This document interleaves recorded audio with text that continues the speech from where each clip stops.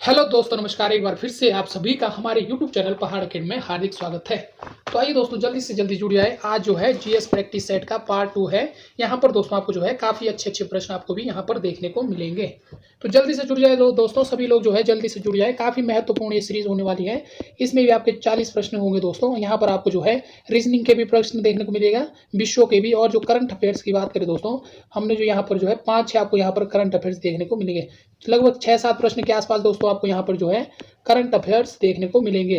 तो आपका समय बिना बर्बाद किए दोस्तों शुरू करते हैं टेस्ट सीरीज। तो ये है दोस्तों पहला प्रश्न। जल्दी से कमेंट कीजिए कि उत्खनित प्रमाणों के अनुसार पशुपालन का प्रारंभ हुआ तो कहाँ से हुआ? पूर्व पाषाण काल में, ऊपरी पूर्व पाषाण काल में, मध्य पाषाण काल में या पाषाण काल में? तो कहाँ से दोस्तों जो पशुपालन का जो प्रारंभ हुआ किस काल से हुआ? तो क्या है इसका राइट आंसर? जल्दी से आप कमेंट कीजिए। और दोस्तों कमेंट में भी जरूर कीजिएगा कि आपके जो है 40 में से कितने नंबर आ रहे हैं जीएस में।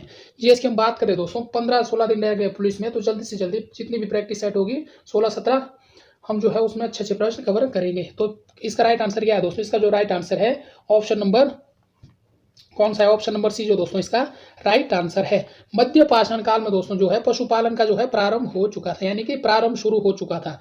अगर हम बात करें साक्ष्य कहाँ कहाँ से मिले हैं पशुपालन के, तो ये मिले हैं दोस्तों कहाँ से? आदमगढ़। कहाँ से मिले हैं आप लिखते रहना दोस्तों। आदमगढ़। आदमगढ़ कहाँ पर है? होशंगाबाद मध्य प्रदेश। होशंगाबाद मध्य प्रदेश से दोस्तों यहाँ पर मिले हैं। और दूसरा जो साक्ष्य मिला दोस्तों पशुपालन का, वो कहाँ से मिला है? वो मिला है बागौर। बागौर कहाँ है दोस्तों? बागौर जो है आपका भीलवाड़ा राजस्थान में स्थित है। कहाँ पर है? भीलवाड़ा राजस्थान में। भीलवाड़ा राजस्थान। यहाँ से दोस्तों जो है पशुपालन के साक्ष्य मिले हैं। इन सब पॉइंटों को दोस्तों आपको अच्छे से नोट करते हुए चलना है। तो अगला जो प्रश्न आता है दोस्तों कि भारत में चांदी की उपलब्धता के प्राचीन साक्ष्य मिले हैं, तो कहाँ से मिले हैं? हड़प्पा से मिले हैं, या ताम्रपाषाण संस्कृति से मिले हैं, या वैदिक संहिता में मिले हैं, या इनमें से कोई नहीं? तो जल्दी से कीजिए दोस्तों कमेंट, कहाँ से मिले हैं हड़प्पा के साक्ष्य? तो इसका राइट आंसर क्या है दोस्तों? इसका जो राइट आंसर है यानी कि ऑप्शन नंबर ए जो है इसका बिल्कुल राइट आंसर है। तो कहाँ से मिले हैं? यह मिले दोस्तों हड़प्पा से जो है चांदी की उपलब्धता के प्राचीन साक्ष्य मिले हैं। तो बात करते हैं दोस्तों, अगर हम बात करें प्राचीनतम स्थायी जीवन का प्रमाण कहाँ से मिला है? आप लिखते रहना, मेहरगढ़ से मिला है। मेहरगढ़ से जो है प्राचीनतम स्थायी जीवन के प्रमाण मिले हैं। कहाँ से? मेहरगढ़। आप लिखते रहना दोस्तों, मेहरगढ़ से प्राप्त हुए हैं। तो मेहरगढ़ कहाँ पर है दोस्तों? मेहरगढ़ बलूचिस्तान। कहाँ पर है? बलूचिस्तान। इस बात को भी आपको नोट कर लेना है। और इसके अलावा अगर हम बात करें दोस्तों जो कृषि के प्राचीनतम साक्ष्य कहाँ से मिले हैं? कृषि के प्राचीनतम साक्ष्य इसकी बात करें तो लहुरा देव। कहाँ से मिले दोस्तों? लहुरा देव से मिले हैं कृषि के प्राचीनतम साक्ष्य। तो यह कहाँ पर है दोस्तों? यह जो है आपका उत्तर प्रदेश में स्थित है। उत्तर प्रदेश में कहाँ पर दोस्तों? संत कबीर जिले में स्थित है। संत कबीर जिले में स्थित है। इस बात को भी आपको नोट कर लेना है। और यहां से बात करें दोस्तों 9000 ईसा पूर्व से लेकर 7000 ईसा पूर्व तक के बीच चावल के साक्ष्य भी प्राप्त हुए हैं। कहाँ से? लहुरा देव से। इस बात को भी आपको अच्छे से नोट कर लेना है। और भारतीय उपमहाद्वीप में जो दोस्तों जो है प्राचीनतम कृषि साक्ष्य कहाँ पर मिला है? मेहरगढ़। हमने अभी चर्चा की थी। इन सभी पॉइंट को आपको अच्छे से नोट कर लेना है। तो अगला प्रश्न आता है दोस्तों कि जैन धर्म के प्रवर्तक महावीर जी का मोक्ष स्थान है, तो यानी कि कौन सा है दोस्तों? मोक्ष स्थान कौन सा है उनका? महावीर जी का मोक्ष स्थान कौन सा है? जल्दी से आप कमेंट कीजिए। तो कौन सा है दोस्तों? इसका राइट आंसर क्या है? मनेर है, राजगीर है, पावापुरी है, या इनमें से कोई नहीं? तो जल्दी से, यानी कि निर्वाण, जब इनकी मृत्यु हुई दोस्तों किस स्थान पर हुई है उसे क्या कहा है? मोक्ष स्थान कहा गया है। तो कहां पर हुआ दोस्तों निर्वाण? जल्दी से कमेंट कीजिए। तो यानी कि ऑप्शन नंबर सी दो दोस्तों इसका राइट आंसर है। कौन सा? Option number C. पावापुरी कहाँ है दोस्तों? पावापुरी जो है बिहार में स्थित है। इस बात को भी आपको अच्छे से नोट कर लेना है। तो कब हुई दोस्तों इनकी मृत्यु? कब हुई? पावापुरी में 527 ईसा पूर्व। कब हुई? 527 ईसा पूर्व। कितने साल? 72 ईयर, 72 साल की उम्र में जो दोस्तों आपको इनकी मृत्यु देखने को मिलेगी। इस बात को भी आपको अच्छे से नोट करते हुए चलना है। तो अगला प्रश्न आता है दोस्तों, अगला जो प्रश्न क्या है कि मौर्य मंत्री परिषद में निम्न में कौन राजस्व इकट्ठा करने से संबंधित है? कौन सा है दोस्तों, जल्दी से आप कमेंट कीजिए, जल्दी से। जो राजस्व इकट्ठा कौन करता है दोस्तों, समाहर्ता, व्यवहारिक, अंतपाल या प्रतिष्ठा। इसी प्रकार से दोस्तों जो राजस्व से संबंधित प्रश्न है, पदावली है, उनको आप अच्छे से पढ़ लेना, यहीं से जो है अधिकतर प्रश्न देखने को मिलते हैं।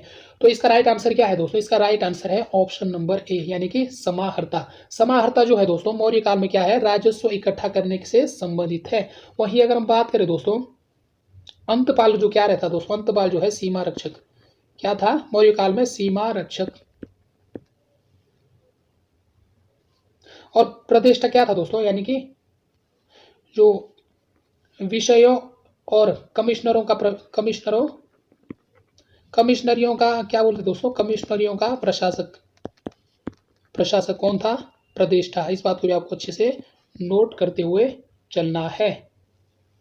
और वही अगर हम सीताध्यक्ष की बात करें दोस्तों, मौर्य काल में सीताध्यक्ष कई बार एग्जाम में पूछा गया है, किससे संबंधित है, इसका संबंध किससे दोस्तों, कृषि भूमि का अध्यक्ष होता है। किसका अध्यक्ष होता है, कृषि भूमि का अध्यक्ष को क्या कहते हैं मौर्य काल में, सीताध्यक्ष कहते हैं। तो इस बात को दोस्तों आपको अच्छे से नोट करते हुए चलना है। और शुल्काध्यक्ष का संबंध किससे था दोस्तों, मौर्य काल में शुल्काध्यक्ष, इसका संबंध जो था, जो विभिन्न प्रकार के व्यवसाय एवं व्यापार से जो है कर वसूलता था, व्यवसाय और व्यापार से जो कर वसूलता था उसे क्या कहा जाता दोस्तों, शुल्काध्यक्ष कहा जाता था। इस बात को भी आपको अच्छे से नोट कर लेना है। और अकराध्यक्ष अकराध्यक्ष का संबंध किससे है, अकराध्यक्ष मतलब खानों की देखभाल या नियंत्रण करता था, उसे क्या कहते दोस्तों, अकराध्यक्ष कहते थे मौर्य काल में। इन सभी पॉइंट को जो है आपको अच्छे से नोट करते हुए चलना है। तो अगला जो हमारा प्रश्न आता है दोस्तों, प्रश्न नंबर 5 आता है कि कोणार्क का सूर्य मंदिर किसने बनाया था। तो किसने बनाया था, जल्दी से कमेंट कीजिए। और कोणार्क का सूर्य मंदिर कहाँ पर स्थित है दोस्तों, किसने बनाया था, जल्दी से आप जो है कमेंट करना है। नरसिंह देव वर्मन ने बनाया, राजेंद्र चोल ने बनाया, अशोक ने बनाया, इनमें से कोई नहीं। तो जल्दी से, तो क्या है दोस्तों इसका राइट आंसर क्या है, यानी कि ऑप्शन नंबर ए जो बिल्कुल इसका राइट आंसर है। किसने बनाया, नरसिंह देव वर्मन ने जो है कोणार्क का सूर्य मंदिर बनाया है। तो कहां पर है दोस्तों कोणार्क का सूर्य मंदिर, यह जो आपको पूरी ओडिशा में देखने को मिलेगा सूर्य मंदिर है, जो नरसिंह देव प्रथम ने बनाया था। नरसिंह देव प्रथम ने बनाया था दोस्तों, नरसिंह देव वर्मन प्रथम, इन्होंने जो है इसका निर्माण करवाया था। कब करवाया था, 13वीं शताब्दी में जो है इनका निर्माण करवाया था। इस बात को भी आपको अच्छे से नोट कर लेना है। और इसी मंदिर को दोस्तों क्या कहा जाता है, काला पैगोडा कहा जाता है। तो काला पैगोडा, अगर आपको प्रश्न में देखने को मिले कि काला पैगोडा कहां पर स्थित है, तो कहां पर स्थित है दोस्तों, पूरी ओडिशा में स्थित है। किसे कहा जाता है, कोणार्क सूर्य मंदिर को कहा जाता है। तो इसमें आपको जो है कंफ्यूज नहीं होना है। तो अगला जो प्रश्न आता है दोस्तों, अगला प्रश्न क्या है, एक साइड आपकी क्या दी है दोस्तों, पुस्तक दिए रखी है, और एक साइड आपकी क्या है, कवि है। तो जल्दी से दोस्तों आपको जो है इन सभी का आंसर देना है कि कौन सा कवि कौन सा है। तो जल्दी से, किसने कौन सी कविता लिखी है, तो जल्दी, अष्टध्यायी, महाभाष्य, निरुक्तक, वार्तिक। तो किसकी है दोस्तों, अष्टध्यायी। अष्टध्यायी किसकी है, पाणिनि। किसने लिखी है दोस्तों, पाणिनि, यानी कि ऑप्शन ए का क्या है, ऑप्शन ए का आपका 4 है। तो ऑप्शन ए का 4 जहां पर भी नजर आ रहा है दोस्तों, आपका जो है यही राइट आंसर है। तो ऑप्शन ए का 4 आपको यही नजर आ रहा है, औरों को मिलाने की आपको जरूरत नहीं है, यही आपका राइट आंसर है। और महाभाष्य की टीका किसने लिखी दोस्तों, पतंजलि। और निरुक्त किसकी कविता, किसकी कृति है, यास्क की। और वार्तिक की बात करें दोस्तों, यह किसने लिखी, वार्तिक कात्यायन ने लिखी। इन सभी पुस्तकों को दोस्तों आपको अच्छे से नोट कर लेना है, काफी महत्वपूर्ण पुस्तक है। तो बढ़ते हैं, अगला जो प्रश्न आता है कि युद्ध जिसमें भारत में मुस्लिम शक्ति की स्थापना हुई। तो कौन सा युद्ध है दोस्तों जिसमें जो है भारत में जो है मुस्लिम शक्ति की स्थापना हुई। तो जल्दी से कमेंट कीजिए कौन से युद्ध में हुई, तराइन का प्रथम युद्ध, तराइन का दूसरा युद्ध, पानीपत का प्रथम युद्ध या पानीपत का द्वितीय युद्ध। तो जल्दी से कमेंट कीजिए दोस्तों किस युद्ध में जो है भारत में जो है मुस्लिम शक्ति की स्थापना हुई। तो इसका राइट आंसर क्या है दोस्तों, यानी कि ऑप्शन नंबर बी, तराइन का द्वितीय युद्ध। तराइन का द्वितीय युद्ध कब हुआ दोस्तों, 1192 में ईस्वी में हुआ था। किसके बीच में हुआ था, मोहम्मद गौरी और पृथ्वीराज चौहान के बीच में हुआ था। मोहम्मद गौरी और पृथ्वीराज चौहान के बीच में यह युद्ध लड़ा गया था, जिसमें किसकी विजय हुई दोस्तों, मोहम्मद गौरी की विजय हुई। और तराइन का प्रथम युद्ध कब हुआ था दोस्तों, 1191 में हुआ था, जिसमें क्या है, जिसमें जो है दोस्तों, जो राजा है हमारे, जो पृथ्वीराज है, इनकी विजय हुई थी कब, तराइन के प्रथम युग में। लेकिन जो तराइन का द्वितीय युद्ध था दोस्तों, इसमें जो है हार चुके थे। तो इस बात को भी आपको नोट कर लेना है। और यहीं से जो है मुस्लिम शक्ति की स्थापना होती है। तो बात करते हैं पानीपत का प्रथम युद्ध कब हुआ था। तो कब हुआ दोस्तों पानीपत का जो प्रथम युद्ध हुआ था आपका 21 अप्रैल, कब होता है 21 अप्रैल 1526 को होता है। किसके बीच में होता है? बाबर और इब्राहिम लोदी के बीच में होता है। बाबर प्लस इब्राहिम लोदी के बीच में दोस्तों यह होता है। इस बात को भी आपको नोट कर लेना है, जिसमें जो है बाबर की विजय होती है। तो यहाँ पर आपको यह नोट कर लेना है। अब आता दोस्तों तराइन का पानीपत का द्वितीय युद्ध। पानीपत के द्वितीय युद्ध की बात करें तो यह कब होता है? यह होता है दोस्तों 5 नवंबर 1556 ईस्वी को होता है। किसके बीच में होता है दोस्तों? यह जो होता है आपका, यह होता है अकबर और हेमू, हेमू प्लस अकबर के बीच में दोस्तों यह होता है। इस बात को भी आपको नोट कर लेना है। और इसमें किसकी विजय होती है दोस्तों? अकबर की विजय होती है। अकबर के जो सेनापति कौन कौन थे दोस्तों? अकबर के सेनापति की बात करें दोस्तों तो एक खान, खान जमान, और दूसरे जो सेनापति थे दोस्तों कौन थे? बैरम खान। यह जो है इस युद्ध का निर्णय, इस युद्ध को संचालित कर रहे थे बैरम खान। तो इस बात को भी आपको अच्छे से नोट करते हुए चलना है। तो ये है दोस्तों प्रमुख जो युद्ध है, इनको भी आपको अच्छे से नोट करते हुए चलना है। तो अगला जो प्रश्न आता है दोस्तों, प्रश्न नंबर 8 आता है आपका, हिस्ट्री से संबंधित है कि लंदन में east India home rule society को प्रारंभ किया। तो किसने किया? लंदन में east India society home rule को प्रारंभ किसने किया? एनी बेसेंट द्वारा किया गया, तिलक द्वारा किया गया, M.K. गांधी द्वारा किया गया, या श्यामजी कृष्ण वर्मा द्वारा किया गया? तो जल्दी से इसका कमेंट कीजिए दोस्तों, किसके द्वारा किया गया लंदन में? इसका जो राइट आंसर क्या है दोस्तों? श्यामजी कृष्ण, यानी कि ऑप्शन नंबर डी जो इसका बिल्कुल राइट आंसर है। किसके द्वारा किया गया? श्यामजी कृष्ण वर्मा द्वारा किया गया। कब किया गया दोस्तों? 1905 ईस्वी में किया गया। कहां पर? लंदन में जो है इंडियन होम रूल सोसाइटी की स्थापना की गई। और इन्होंने जो दोस्तों श्यामजी कृष्ण वर्मा ने जो है इंडियन हाउस की स्थापना भी इन्होंने की है। और इसी की अगर हम बात करें दोस्तों, यहीं से जो है, कहां से? लंदन से जो है दोस्तों द इंडियन सोशियोलॉजिस्ट,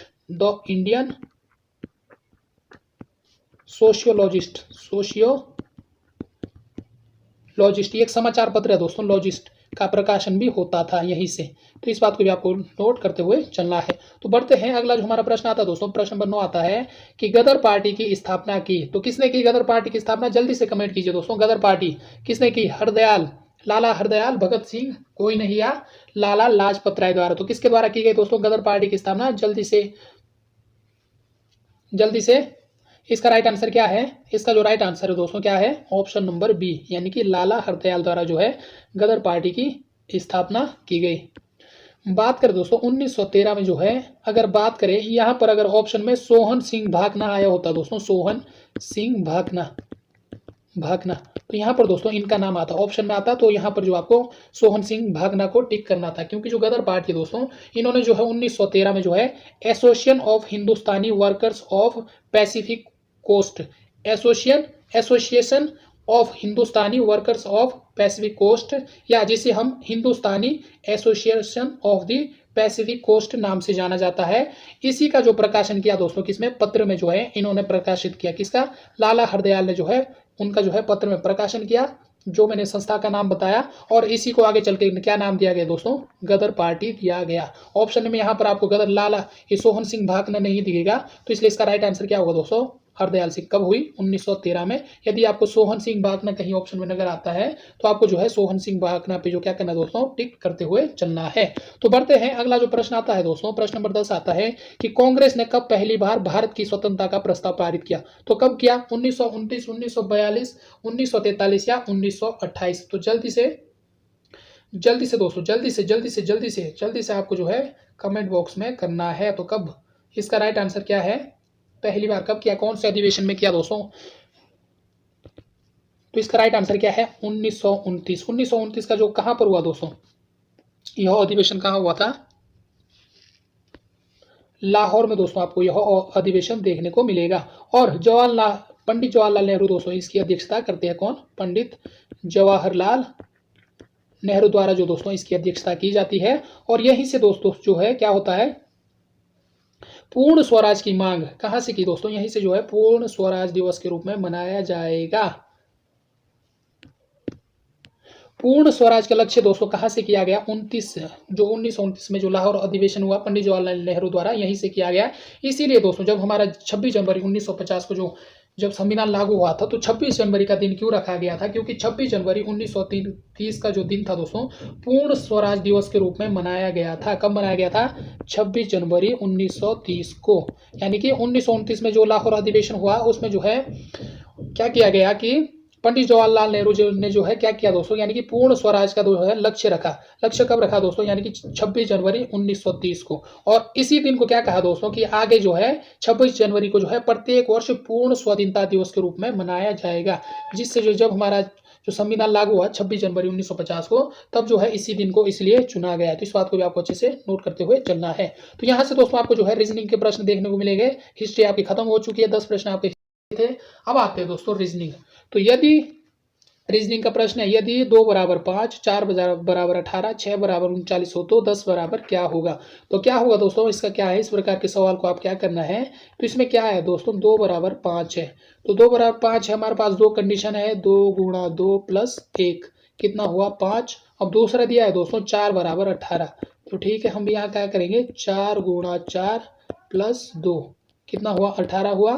फिर तीसरा है दोस्तों, तीसरे में क्या है, 6 बराबर 39। तो 6 बराबर क्या है 39। इसको क्या करना है, 6 गुणा 6 बराबर प्लस 3 करना है। तो कितना हुआ 6 6 36 और 3 39। इसी प्रकार से हमें क्या करना है दोस्तों, ये 10 इंटू 10 प्लस कितना हुआ दोस्तों, यहाँ पर 6 6 6 3 जोड़ना था ना दोस्तों, 6 गुणा 6 सीरीज चल रही दोस्तों। तो आगे क्या जोड़ना हमने, यहाँ तक हम कितने पढ़ दोस्तों 3। तो सीरीज चल रही दोस्तों 2 4 6। अगर 8 आता दोस्तों तो 8 गुणा 8 प्लस 4 आता, तो 8 8 64 और 4 कितना हुआ दोस्तों 68 होता। अब यहाँ पर 10 दिया, 8 के बाद क्या आएगा दोस्तों 10। तो हमें क्या करना है, 10 गुणा 10 प्लस 5 जोड़ना दोस्तों, इसमें 4 नहीं जोड़ना है क्योंकि 10 से पहले 8 है जो यहाँ पर नहीं दिया हुआ है। हमें जो है सीरीज के हिसाब से चलना है, जैसे 2 4 6 फिर इसके बाद 8 आएगा, फिर उसके बाद 10। तो कितना होगा दोस्तों 10 गुणा 10 प्लस 5 कितना हुआ, ऑप्शन नंबर सी 105 जो है इसका बिल्कुल राइट आंसर है। तो अगला जो प्रश्न आता है दोस्तों रीजनिंग से संबंधित है, कुछ इसी प्रकार से जो श्रृंखला से संबंधित प्रश्न है, किसमें दिया गया है कि निम्नलिखित में से प्रश्नवाचक चिन्ह के स्थान पर कौन सी संख्या होगी। तो कौन सी संख्या होगी दोस्तों, तो जल्दी से आप कमेंट कीजिए। तो इसका क्या करना है दोस्तों, इसमें जो है क्या कर रखा है इसने, इसमें दोस्तों इसने क्या कर रखा है, जोड़ कर रखा है 2 7 14 और 23 और क्वेश्चन मार्क 47। क्या करना है दोस्तों, हमें क्या करना है, 2 और इसके बीच में कितने का गैप है दोस्तों 5 का, और 7 और 14 के बीच में कितने का गैप है 7 का, और 14 और 23 के बीच में कितने का गैप है दोस्तों, इसके बीच में अगर गैप देखोगे आप तो 9, फिर और 23 के बाद दोस्तों सीरीज क्या चल रही दोस्तों 5 7 9। फिर हमें दोस्तों यहाँ पर जो है 23 और क्वेश्चन के मार्क में यहाँ पर हमने कितना ऐड करना है दोस्तों 11। तो 23 में हम दोस्तों 11 ऐड करेंगे तो कितना होगा 23 और 11 कितना होगा दोस्तों 34। यानी कि ऑप्शन नंबर बी जो इसका बिल्कुल राइट आंसर हो जाता है। और 34 में दोस्तों फिर हम उसके बाद 13 ऐड करते हैं, 34 प्लस 13 तो कितना होता है, तो कितना होता है दोस्तों 34 प्लस 13 4 और 3 यानी कि 47। जो हमारी सीरीज है दोस्तों इसी प्रकार से आगे जा रही है। तो अगला जो प्रश्न आता है दोस्तों कि नरेगा को मनरेगा नाम कब दिया गया, तो कब दिया गया जल्दी से कमेंट कीजिए। 2 अक्टूबर 2007 को, या 2 फरवरी 2008 को, या 2 अक्टूबर 2009 को, या 2 अक्टूबर 2010 को। यहाँ से दोस्तों यह जो आपकी अब जो है यहाँ पर अर्थशास्त्र के को प्रश्न आपको देखने को मिलेंगे। तो कमेंट कीजिए दोस्तों जल्दी से। तो इसका राइट आंसर क्या है दोस्तों, इसका जो राइट आंसर है यानी कि कब किया गया 2 अक्टूबर 2009 को। ऑप्शन नंबर सी जो इसका राइट आंसर है 2 अक्टूबर 2009 को। तो बात करें दोस्तों जो राष्ट्रीय ग्रामीण रोजगार गारंटी अधिनियम, नरेगा को हम क्या कहेंगे दोस्तों, राष्ट्रीय ग्रामीण रोजगार गारंटी अधिनियम। इसका आरंभ जो दोस्तों 2 फरवरी 2006 को जो है आरंभ कहाँ से हुआ, आरंभ की बात करें, नाम तो दोस्तों कब दिया गया 2 अक्टूबर 2008 को। नरेगा को मनरेगा नाम कब दिया गया, मनरेगा 2 अक्टूबर 2009 को। लेकिन अगर हम नरेगा की बात करें, नरेगा को क्या कहते हैं दोस्तों, राष्ट्रीय ग्रामीण रोजगार गारंटी अधिनियम। इसके अगर हम बात करें दोस्तों आरंभ की बात करें तो इसकी आरंभ कब होता है दोस्तों 2 फरवरी 2006 को जो है इसका आरंभ होता है। इस बात को भी आपको नोट कर लेना। कहाँ पर होता है दोस्तों, आंध्र प्रदेश के बंदावली जिले में होता है। कहाँ पर होता है, बंदावली जिले में जो है दोस्तों इसका आरंभ होता है। जिले के आंध्र प्रदेश बंदावली जिला। और गांव की बात करें तो अनंतपुर गांव में इसका जो है क्या हुआ दोस्तों, आरंभ हुआ। और इसका नाम कब हुआ दोस्तों, नरेगा का नाम जो है 2 अक्टूबर 2009 को परिवर्तित करके क्या रह गया, मनरेगा। मनरेगा का अर्थ क्या रहता है दोस्तों, महात्मा गांधी रोजगार गारंटी योजना 2009, 2 अक्टूबर 2009 को मनरेगा। मनरेगा का जो क्या रहता है दोस्तों, इसका जो अर्थ रहता है कि महात्मा गांधी रोजगार गारंटी योजना जो है इसका पूरा नाम है। इस बात को भी आपको नोट करते हुए चलना है। तो अगला जो प्रश्न आता है दोस्तों, प्रश्न नंबर 14 आता है कि निम्न में से पूंजी का संग्रहण पुस्तक के लेखक कौन है। तो कौन है दोस्तों, जल्दी से आप कमेंट कीजिए। Shrimati John Robinson, Adam Smith, Lord Maynard Keynes या इनमें से कोई नहीं।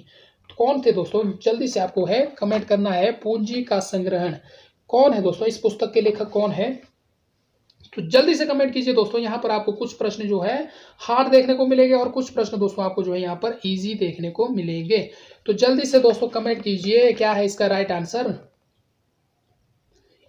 यानी कि इसका राइट आंसर है दोस्तों ऑप्शन नंबर ए, जो इसका राइट आंसर है। इकोनॉमिक्स से संबंधित है दोस्तों, ऑप्शन नंबर ए इसका राइट आंसर है। तो बढ़ते हैं बिना किसी देरी से, अगला जो प्रश्न आता है प्रश्न नंबर 15 आता है दोस्तों कि कंप्यूटर में एक ही समय पर एक से अधिक माध्यमों को के प्रयोग का तरीका क्या कहलाता है। तो क्या कहलाता है दोस्तों, यदि हम कंप्यूटर में एक से अधिक या समय पर एक से अधिक माध्यमों के प्रयोग का तरीका क्या कहलाता है, जल्दी से कमेंट कीजिए। मल्टीमीडिया, मैक्रोमीडिया, इंटरएक्टिविटी या इनमें से कोई नहीं। तो क्या कहलाता है, ऑप्शन नंबर ए मल्टीमीडिया कहलाता है। तो बढ़ते हैं नेक्स्ट प्रश्न की ओर। अगला जो प्रश्न आता है आपका प्रश्न नंबर 16 आता है कि भारत सरकार द्वारा बीमा नियामक एवं विकास प्राधिकरण की स्थापना की गई थी। तो कब की गई थी, तो जल्दी से कमेंट कीजिए दोस्तों, कब की गई थी। भारत सरकार द्वारा जो है बीमा नियामक एवं विकास प्राधिकरण की स्थापना, इसका राइट आंसर क्या है दोस्तों, जल्दी से आपको कमेंट करना है। अप्रैल 2000 में, अप्रैल 2001 में, अप्रैल 2003 में या अप्रैल 2002 में। तो इसका राइट आंसर है दोस्तों कब, यानी कि अप्रैल 2001 में, 2000 में जो है इसकी स्थापना की जाती है। तो बढ़ते हैं, अगला जो प्रश्न आता है आपका, अगला आता है कि साइबर लॉ की शब्दावली में डीओएस का अर्थ है। तो क्या है दोस्तों, DOS Daniel of service, disk operating system, distance operator service या इनमें से कोई नहीं। तो जल्दी से कमेंट कीजिए, इसका क्या है दोस्तों, डीओएस का आपका क्या देखने को मिलेगा। इसका जो राइट आंसर है दोस्तों क्या है, डेनियल ऑफ सर्विस जो इसका राइट आंसर है, यानी कि ऑप्शन नंबर है इसका बिल्कुल राइट आंसर है। कंप्यूटर से संबंधित प्रश्न है दोस्तों, इसे आपको अच्छे से नोट करते हुए चलना है। तो अगला आता है दोस्तों कि भारत का पहला संचालन उपग्रह IRNSS कहां से छोड़ा गया। तो इसका राइट आंसर क्या है दोस्तों, श्रीहरिकोटा, अहमदाबाद, तिरुवनंतपुरम या बेंगलुरु। तो इसका राइट आंसर क्या है दोस्तों, यानी कि ऑप्शन नंबर ए जो बिल्कुल इसका राइट आंसर है। कहाँ से छोड़ा गया दोस्तों, श्रीहरिकोटा से छोड़ा गया। तो श्रीहरिकोटा कहाँ है दोस्तों, आपका आंध्र प्रदेश में स्थित है। तो कब छोड़ा गया दोस्तों, इसकी बात करें तो यह जो है 1 या 2 जुलाई 2013 की यह बात है दोस्तों, मध्य रात्रि में दोस्तों यह छोड़ा गया IRNSS-1A। इसे भी आपको अच्छे से नोट करते हुए चलना है। तो बढ़ते हैं, अगला जो प्रश्न आता है दोस्तों, प्रश्न नंबर 19 आता है कि निम्न में से कौन सी नदी सरदार सरोवर परियोजना से संबंधित है। तो जल्दी से, नर्मदा, ताप्ती, गोदावरी या कावेरी। तो इसका राइट आंसर क्या है दोस्तों, इसका जो राइट आंसर है ऑप्शन नंबर ए जो इसका बिल्कुल राइट आंसर है, नर्मदा नदी पर। सरदार सरोवर परियोजना की बात करें दोस्तों, यह जो है भारत का जो है दूसरा सबसे बड़ा बांध है, दूसरा सबसे बड़ा बांध है। इस बात को आपको नोट कर लेना है। और वहीं अगर हम इसकी बात करें दोस्तों, तो कहाँ पर देखने को मिलेगा आपको, यह राजस्थान में स्थित है। किस नदी के तट पर, नर्मदा नदी पर दोस्तों यह बना है। लाभान्वित क्षेत्र की बात करें दोस्तों, कौन कौन से क्षेत्र जो है इस बांध से लाभान्वित होते हैं। तो बात करें मध्य प्रदेश, महाराष्ट्र और राजस्थान प्लस गुजरात, ये चारों दोस्तों जो है इससे क्या होते हैं, लाभान्वित होते हैं। इस बात को भी आपको नोट कर लेना है। और कहाँ पर है दोस्तों, राजस्थान में स्थित है। और ऊंचाई की बात करें दोस्तों, तो 138 मीटर ऊंचा दोस्तों आपको यह बांध देखने को मिलेगा राजस्थान में। दूसरा सबसे बड़ा बांध है। पहला बांध कौन सा है दोस्तों, यह आपके लिए क्या है, होमवर्क है।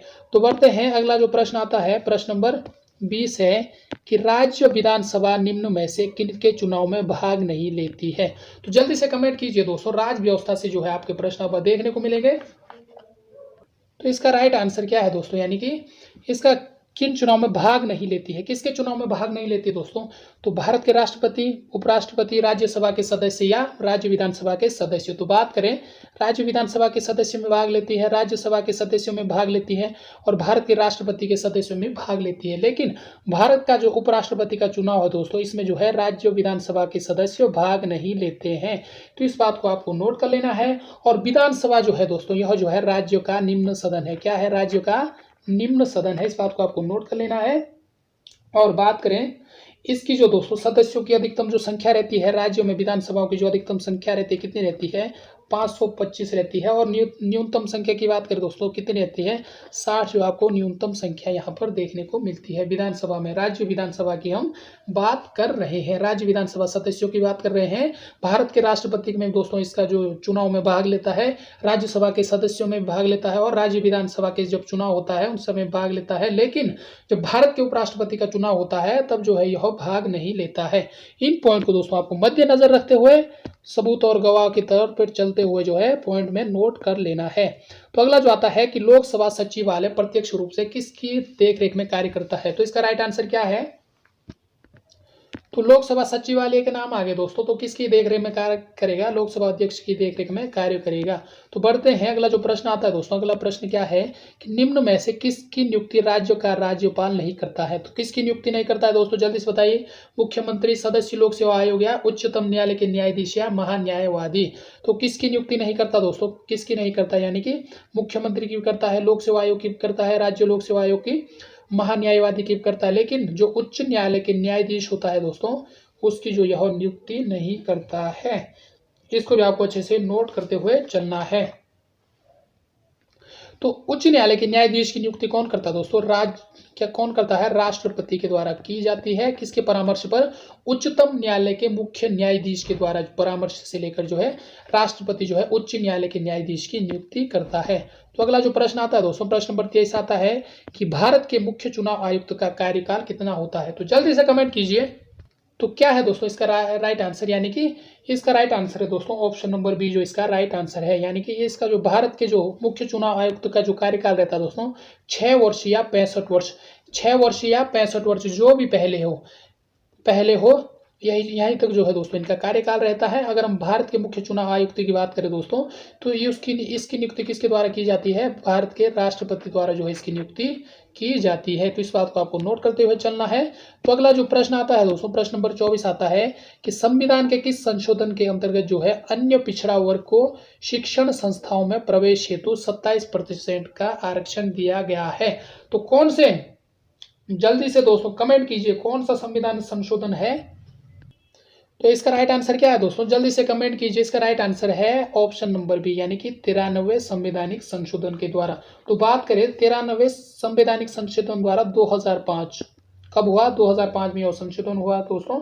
इसी के तहत जो है कितना, यानी कि 27% आरक्षण जोड़ा गया। और अनुच्छेद किस में जोड़ा गया दोस्तों? अनुच्छेद 15 में जोड़ा गया। किस में है? अनुच्छेद 15 में दोस्तों आपको यह देखने को मिलेगा। इस बात को भी आपको अच्छे से नोट कर लेना है।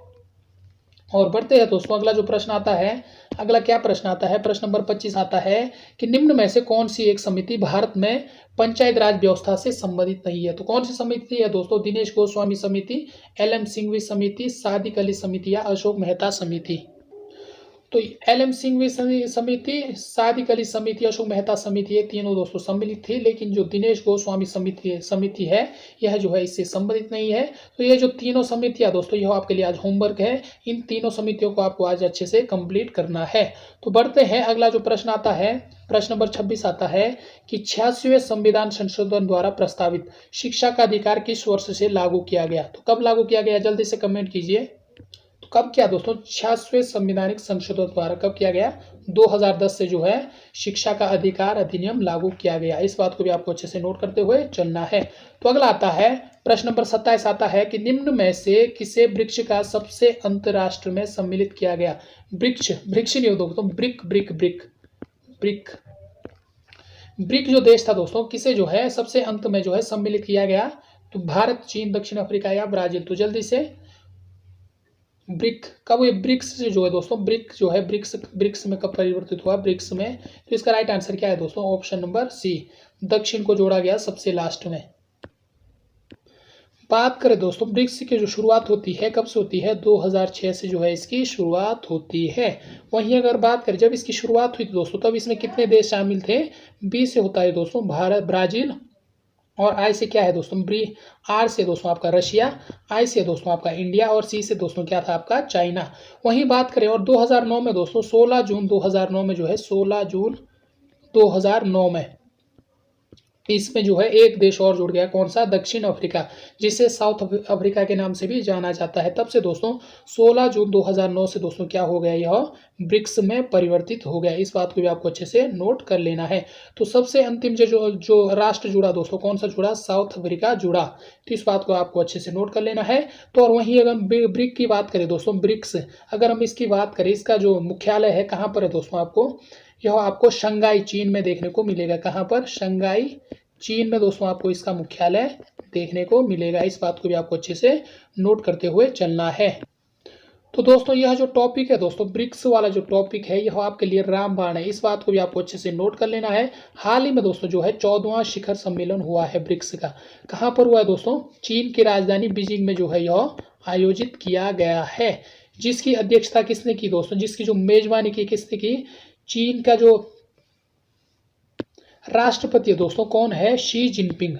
शी जिनपिंग की अध्यक्षता में दोस्तों जो है इसकी मेजबानी की गई। कहाँ पर, चीन की राजधानी बीजिंग में यह आयोजित हुआ। और भारत की ओर से दोस्तों किसने, प्रधानमंत्री नरेंद्र मोदी ने जो दोस्तों इसमें भाग लिया। इस बात को भी आपको अच्छे से नोट कर लेना है। हाल ही में हुआ है दोस्तों, कब हुआ है, 23 से 24 जून के बीच 2022 को जो दोस्तों 23-24 जून 2022 को जो है दोस्तों इसका जो है आयोजन हुआ है। कहाँ पर, चीन की राजधानी बीजिंग में। इस बात को भी आपको अच्छे से नोट कर लेना है। और इसमें दोस्तों जो कौन कौन जो शामिल हुए हैं तो बात करते हैं। इसमें जो है ब्राजील के राष्ट्रपति की बात करें दोस्तों, उनका नाम क्या है, जायर बोल्सोनारो। कौन है, जायर बोल्सोनारो। इसके अलावा अगर हम बात करें दोस्तों रूस के राष्ट्रपति व्लादिमीर पुतिन। और इसके अलावा अगर बात करें दोस्तों दक्षिण अफ्रीका के राष्ट्रपति, इसके राष्ट्रपति कौन है दोस्तों, सिरिल रामाफोसा।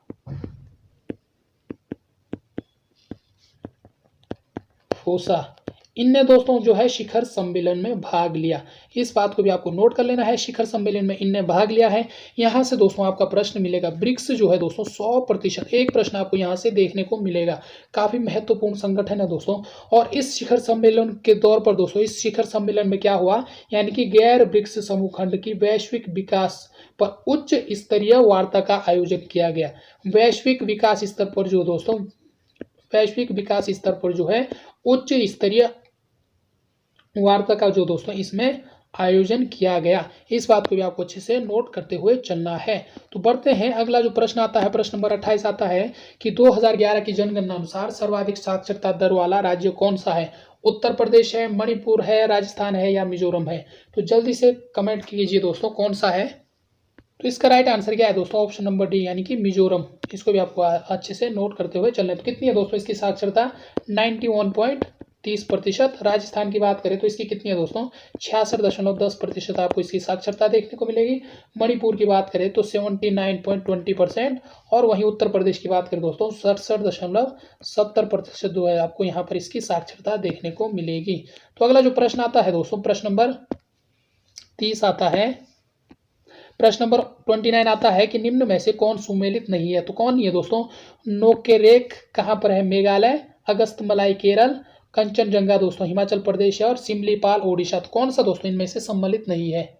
तो ये दोस्तों जैव आरक्षित क्षेत्र है। ये सभी जो है जैव आरक्षित क्षेत्र है। नोकरेक हो गया, अगस्तमलाई हो गया, कंचनजंगा हो गया, सिमलीपाल। तो कहाँ पर है दोस्तों, नोकरेक आपको मेघालय में देखने को मिलेगा, अगस्तमलाई दोस्तों आपको केरल में देखने को मिलेगा, और सिमलीपाल दोस्तों आपको ओडिशा में देखने को मिलेगा। लेकिन जो कंचनजंगा है दोस्तों आपको जो कहाँ पर देखने को मिलेगी, उत्तराखंड में देखने को मिलेगा। और 2000 में जो है दोस्तों, सन 2000 में जो है इसकी स्थापना होती है। तो इस बात को भी आपको अच्छे से नोट करते हुए चलना है। यह जो दोस्तों क्या है, जैव मंडल संरक्षित क्षेत्र है। जैव मंडल संरक्षित क्षेत्र है कौन सा आपका, कंचनजंगा हिमाचल प्रदेश में ना होकर कहाँ है दोस्तों, उत्तराखंड में आपका यह स्थित है। तो अगला आता है प्रश्न नंबर 30 आता है कि निम्न में से कौन सी नदी गंगा नदी में बाएं से नहीं मिलती है। तो कौन सी है दोस्तों जो गंगा नदी में बाएं से नहीं मिलती है? तो क्या है दोस्तों, यानी कि जो सोन नदी है वह जो है गंगा में बाएं से नहीं मिलती है। बाकी सभी दोस्तों गोमती हो गए, घाघरा हो गए, कोसी हो गए, यह दोस्तों गंगा में बाएं से मिलने वाली नदियां है। जो सोन है दोस्तों यह जो है यहाँ बाएं से नहीं मिलती, यह जो इससे दाएं से मिलती है। इस बात को भी आपको अच्छे से नोट करते हुए चलना है। तो बढ़ते हैं, अगला जो प्रश्न आता है दोस्तों कि ईस्ट इंडिया कंपनी द्वारा जो स्थापित उच्चतम न्यायालय के प्रथम मुख्य न्यायाधीश थे, तो कौन थे? जल्दी से कमेंट कीजिए। तो इसका राइट आंसर क्या है दोस्तों, यानी कि ऑप्शन नंबर है एलिजा इम्पे।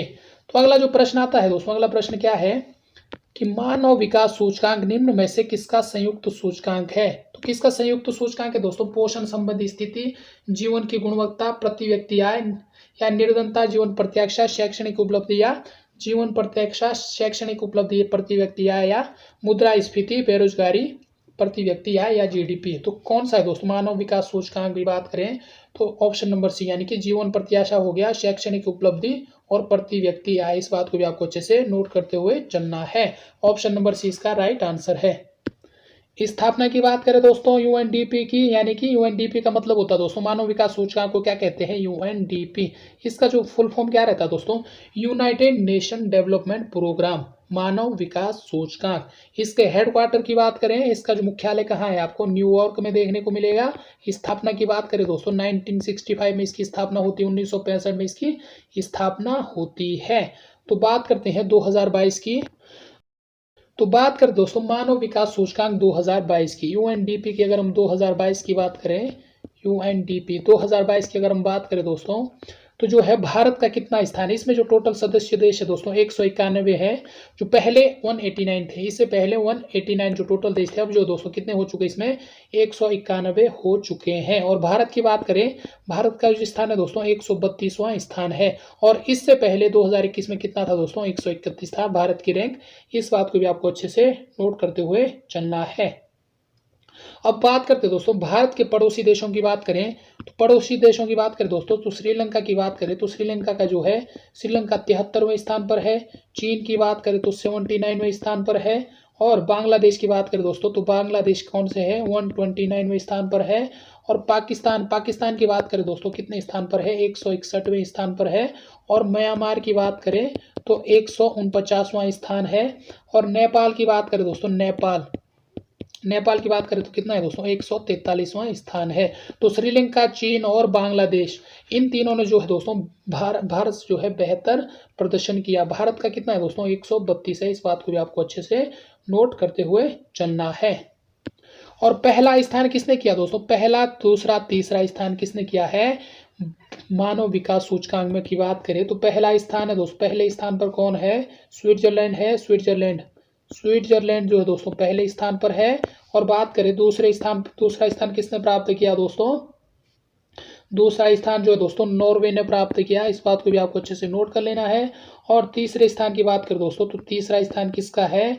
तीसरा स्थान है दोस्तों आपका आइसलैंड का जो है तीसरा स्थान है।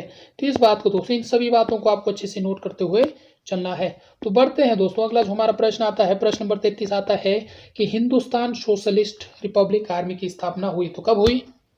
तो इसकी स्थापना की बात करें दोस्तों 1928 में जो है इसकी स्थापना होती है। किसने जो है दोस्तों इनकी स्थापना की? तो बात करें 3 है दोस्तों, चंद्रशेखर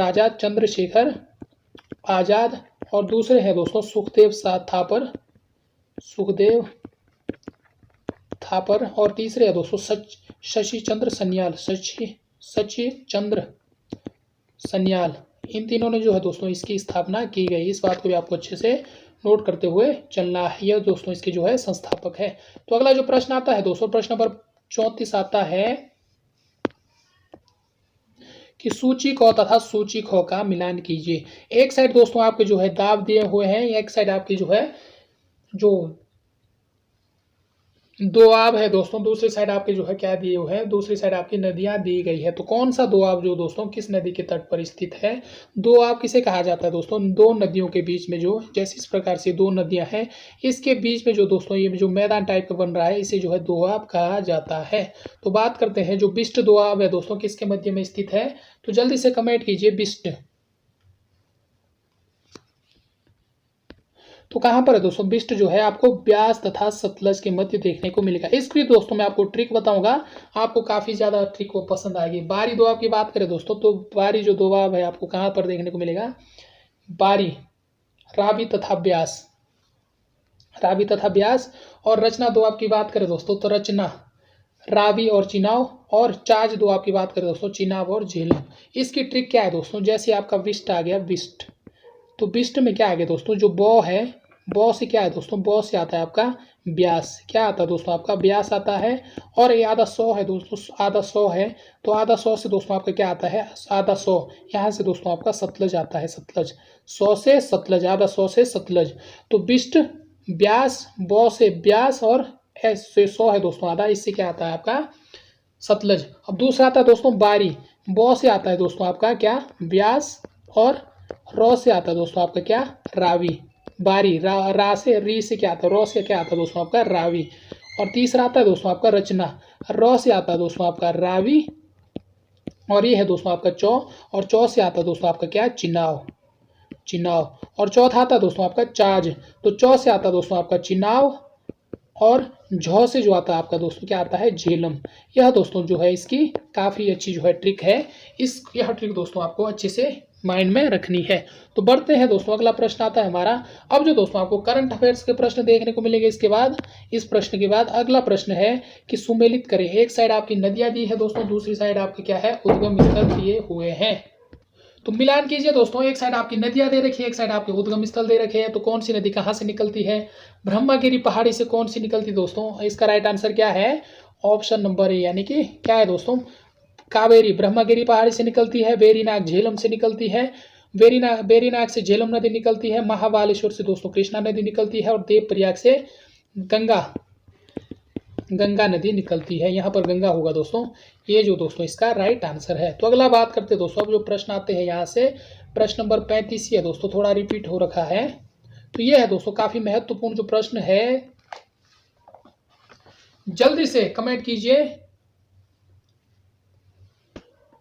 तो जल्दी से दोस्तों, अगस्त 2022 में जो है भारत का पहला पूर्ण कार्यात्मक साक्षर जिला, कार्यात्मक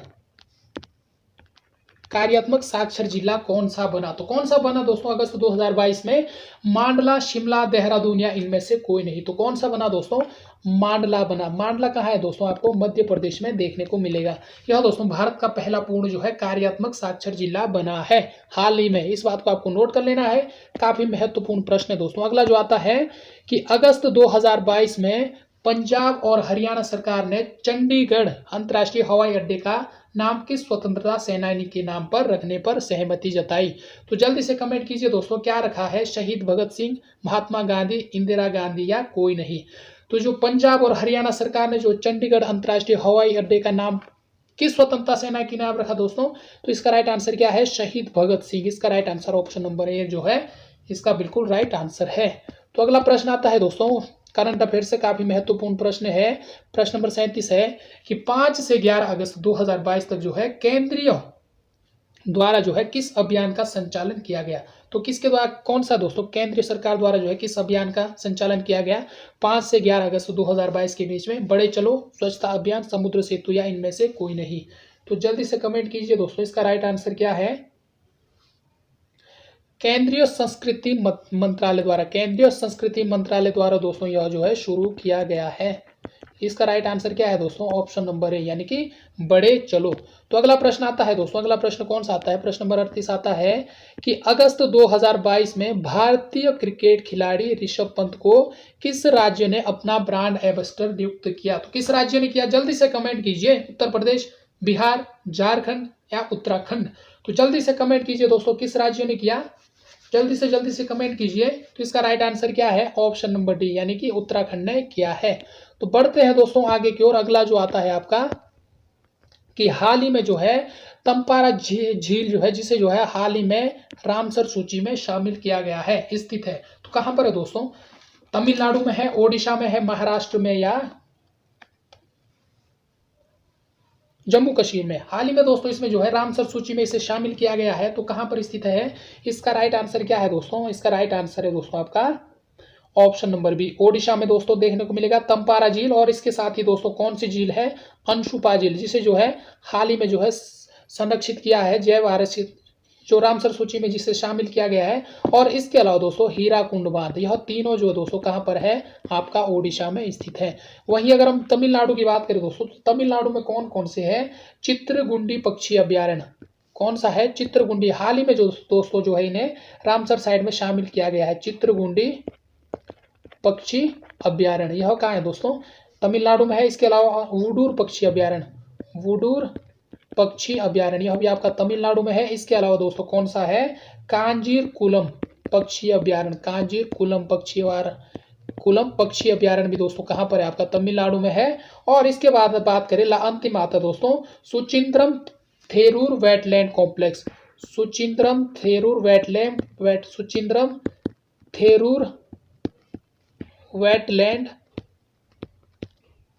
कॉम्प्लेक्स, यह दोस्तों कहाँ पर है, आपका तमिलनाडु में स्थित है।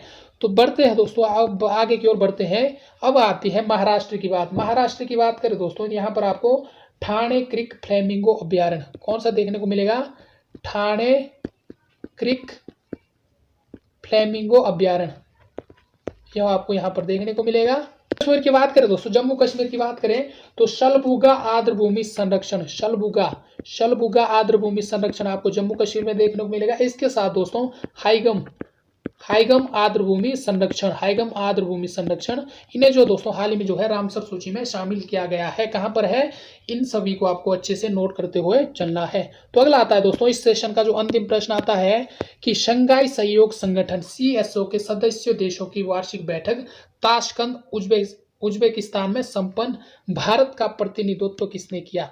तो कहां पर हुई दोस्तों, शंघाई CSO की जो बैठक हुई कहां पर हुई, ताशकंद में हुई। ताशकंद कहाँ है, उज्बेकिस्तान में हुई। तो भारत का किसने प्रतिनिधित्व किया दोस्तों, मोदी जी, राजनाथ सिंह, द्रौपदी मुर्मू या इनमें से कोई नहीं। तो इसका राइट आंसर क्या है दोस्तों, यानी कि ऑप्शन नंबर सी जो है इसका बिल्कुल राइट आंसर है। किसने किया दोस्तों, यानी कि राजनाथ सिंह ने जो है इसका प्रतिनिधित्व किया भारत की ओर से। तो ये है दोस्तों आज की जो काफ़ी अच्छी टेस्ट सीरीज रही होगी दोस्तों, आपको जो है काफ़ी मज़ा आया होगा।